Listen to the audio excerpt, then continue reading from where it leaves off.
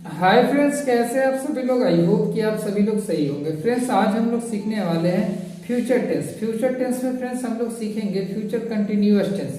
Future continuous tense क्या है और इसकी पहचान क्या होती है और इसकी बनावट क्या होती है, तीनों को एक एक करके देखेंगे और समझेंगे। सो आइए देखते हैं और सीखते हैं। इससे पहले मैं आपको बता दूं कि यदि आप किसी भी टेंस को सीखना चाहते हैं तो आपको सिर्फ दो चीजें सीखनी होती है। सिर्फ दो चीजें। कौन कौन सी? एक तो उसकी पहचान क्या है और दूसरी उसकी बनावट क्या है। यदि आप उसकी पहचान और बनावट को समझ जाते हैं तो आप किसी भी सेंटेंस को बहुत आसानी के साथ समझ पाएंगे, सीख पाएंगे, बना पाएंगे। तो आइए बिना देरी किए हुए देखते हैं और सीखते हैं। तो देखिए फ्रेंड्स, फ्यूचर टेंस। सबसे पहले हम लोग फ्यूचर टेंस समझ लेते हैं। फ्यूचर टेंस है क्या? तो देखिए, पिछले वीडियो में मैंने आपको सब कुछ बता रखा है, लेकिन फिर भी रिवीजन के लिए मैं यहाँ बता दे रहा हूँ। फ्यूचर टेंस या वह टेंस है जिसमें हमें बताया जाता है कि हम किसी काम को आने वाले टाइम में करेंगे। जब भी आने वाले टाइम में हम किसी काम को करते हैं तो वह फ्यूचर टेंस कहलाता है। जैसे मैं कहता हूं कि मैं इंग्लिश बोलूंगा, या फिर मैं कहता हूं कि वह दौड़ेगी, या फिर मैं कहता हूं कि साजिद लिखेगा। तो फ्रेंड्स देखिए, या तो मैं इंग्लिश बोलूंगा, या फिर साजिद दौड़ेगा, या फिर साजिद लिखेगा। ये सारे काम कब होंगे? आने वाले टाइम में होंगे। यानी कोई भी आने वाले टाइम में कोई भी काम किया जाएगा तो वह टेंस का कौन सा टेंस कहलाएगा? Future tense. ओके। और फ्यूचर इंडेफिनिट टेंस को हम लोगों ने पिछले वीडियो में स्टडी कर लिया है। और आज हम लोग सीखने वाले हैं फ्यूचर कंटिन्यूअस टेंस। क्या सीखने वाले हैं? Future continuous tense. Future continuous tense. तो देखिए, सबसे पहले फ्यूचर कंटिन्यूअस टेंस को सीखने से पहले हम लोग यह सीखेंगे कि फ्यूचर कंटिन्यूअस टेंस की पहचान क्या होती है। इसकी पहचान क्या होती है? तो इसकी पहचान कहती है कि यदि किसी भी सेंटेंस के अंत में यदि रहेगा, रहेगी, रहूंगा या रहेंगे ऐसे वर्ड्स रहे तो आप समझ जाइएगा कि यह सेंटेंस फ्यूचर कंटिन्यूअस टेंस का है। जैसे एग्जांपल के लिए मान लीजिए, मैं कहता हूं कि मैं पढ़ता रहूंगा। तो देखिए, अंत में क्या है? रहूंगा। यानी यह सेंटेंस कौन सा टेंस का है? फ्यूचर कंटिन्यूअस का है। या फिर मान लीजिए वह खाती रहेगी, यह भी सेंटेंस कौन सा टेंस का है? Future continuous. क्यों? क्योंकि इसके अंत में रहेगी है। ओके। अब हम लोग देख लेते हैं कि इसकी बनावट क्या होती है। तो देखिए, इसकी बनावट होती है, सबसे पहले हम लोग समझेंगे कि सेंटेंस कितने प्रकार के होते हैं। तो देखिए, कोई भी सेंटेंस तीन प्रकार के होते हैं, ये आपको भी पता होगा। तो किसी भी सेंटेंस को बनाएंगे, जैसे मान लीजिए कि सेंटेंस तीन प्रकार के होते हैं। एक अफर्मेटिव होता है, दूसरा निगेटिव और तीसरा इंट्रोगेटिव। तो अफर्मेटिव सेंटेंस का बनावट क्या कहता है? अफर्मेटिव सेंटेंस का बनावट कहता है, यह सेंटेंस का बनावट कहता है कि हमें सबसे पहले सब्जेक्ट लिखना होगा, फिर शैल या विल लिखना होगा, फिर प्लस का बी लिखना होगा, फिर प्लस का V4 लिखना होगा। ओके।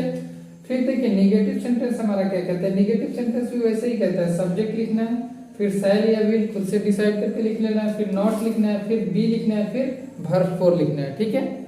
वैसे देखिए फ्रेंड्स, हमारा इंट्रोगेटिव जब सेंटेंस होगा तो उसको कैसे बनाएंगे? पहले शैल या विल को लिखेंगे, फिर सब्जेक्ट को लिखेंगे, फिर बी को लिखेंगे, फिर वर्ब को लिखेंगे। ओके। तो आइए इसको बेहतर तरीके से हम लोग एग्जाम्पल के माध्यम से समझते हैं। तो देखिए, जैसे मान लीजिए एग्जाम्पल नंबर 1 है मेरा कि मैं पढ़ता रहूंगा। तो ये क्या है? ये कौन सा सेंटेंस है? ये हमारा अफर्मेटिव सेंटेंस है। तो इसको हम लोग कैसे ट्रांसलेट करेंगे? तो देखिए, अफर्मेटिव सेंटेंस बनाने के लिए क्या कह रहे हैं कि पहले सब्जेक्ट लिखना है। क्या लिखना है? सब्जेक्ट। तो मैं पढ़ता रहूंगा, इसमें सब्जेक्ट कौन है? मैं। उसके बाद क्या लिखना है? शैल या विल। तो आई के साथ क्या लगता है? आपको पता ही होगा, शैल। आई और वी के साथ हमेशा शैल लगता है, और इसके सिवा जो भी सब्जेक्ट होते हैं उसके साथ विल लगता है। तो आई शैल, और उसके बाद क्या लिखना है? बी। तो आंख बंद करके यहाँ बी लिख देंगे, आई शैल बी। और उसके बाद क्या लिखना है? वर्ब 4। तो इस सेंटेंस में देखेंगे कि वर्ब 4 कौन है? वर्ब कौन है? तो इस सेंटेंस में वर्ब कौन है? पढ़ना। क्या है? पढ़ना। तो मैं कहता हूं आई शैल बी, यानी कि आई शैल बी हमने इतना बना दिया। और क्या हमारा सेंटेंस है कि मैं पढ़ता रहूंगा। तो इसमें वर्ब कौन है? पढ़ना को इंग्लिश में क्या कहते हैं? रीड।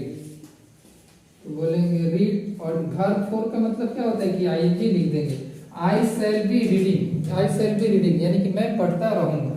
देखिए फ्रेंड्स, वैसे नेक्स्ट एग्जांपल हम लोग देखते हैं, वह खाती रहेगी। तो ये भी हमारा अफर्मेटिव सेंटेंस है। अफर्मेटिव सेंटेंस को कैसे ट्रांसलेट करते हैं? पहले सब्जेक्ट लिखते हैं, फिर शैल या विल लिखते हैं। तो हमारा सब्जेक्ट कौन है? वह को इंग्लिश में क्या कहते हैं? सी।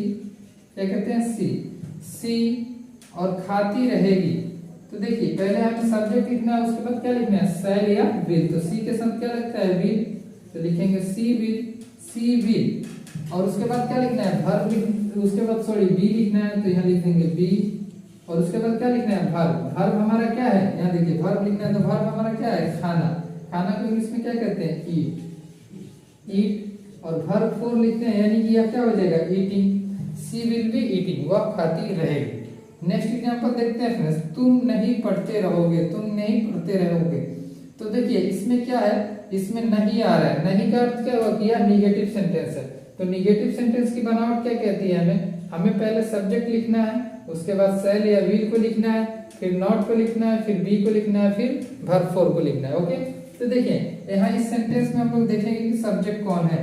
तो इस सेंटेंस में हमारा सब्जेक्ट है तुम। तुम को इंग्लिश में क्या कहते हैं? यू। लिखेंगे यू। और उसके बाद क्या लिखना है? शैल या विल। तो यू के साथ क्या लगता है? ये सबको पता है, आप लोगों को भी पता होगा, यू के साथ विल लगता है। और उसके बाद क्या लिखना है? उसके बाद लिखना है नॉट। तो लिखेंगे यू विल नॉट। और उसके बाद देखिए लिखना है क्या? बी। तो लिखेंगे यू विल नॉट बी। और उसके बाद क्या लिखना है? Verb four. तो इस सेंटेंस में देखेंगे कि वर्ब क्या है। इस सेंटेंस में क्या है? वर्ब, पढ़ना। पढ़ना को इंग्लिश में क्या कहते हैं? रीड। रीड। और इसका वर्ब फोर क्या हो जाएगा? रीडिंग। ठीक है, you will not be reading, तुम नहीं पढ़ते रहोगे। अब देखिए फ्रेंड्स हम अपना नेक्स्ट एग्जांपल देखते हैं। क्या आप खेलते रहेंगे? क्या आप खेलते रहेंगे? इसमें क्या है? क्वेश्चन पूछ रहे हैं, यानी कि यह इंट्रोगेटिव सेंटेंस है। तो यहाँ देखिए इंट्रोगेटिव सेंटेंस का बनावट कहता है शैल या विल को पहले लिखेंगे, फिर सब्जेक्ट को लिखेंगे, फिर बी को लिखेंगे, फिर वर्ब वन को लिखेंगे। तो देखिए हम लोग लिखते हैं क्या आप खेलते रहेंगे। तो हमें सबसे पहले क्या लिखना है? शैल या विल। तो हम यहाँ कैसे समझेंगे कि शैल लिखे या फिर विल? तो हम देखेंगे कि हमारा सब्जेक्ट क्या है। हमारा सब्जेक्ट क्या है? आप। आपको इंग्लिश में क्या कहते हैं? यू। क्या कहते हैं? यू। और यू के साथ क्या लगता है फ्रेंड्स? विल लगता है। क्या लगता है? विल। तो लिख देंगे विल। और उसके बाद क्या लिखना है? विल के बाद लिखना है सब्जेक्ट। सब्जेक्ट हमारा क्या है? आप। आपको इंग्लिश में क्या कहते हैं? You. Will you. Will you. और उसके बाद क्या लिखना है? बी। क्या लिखना है? बी। तो लिखेंगे विल यू बी। और उसके बाद लिखना है वर्ब वन।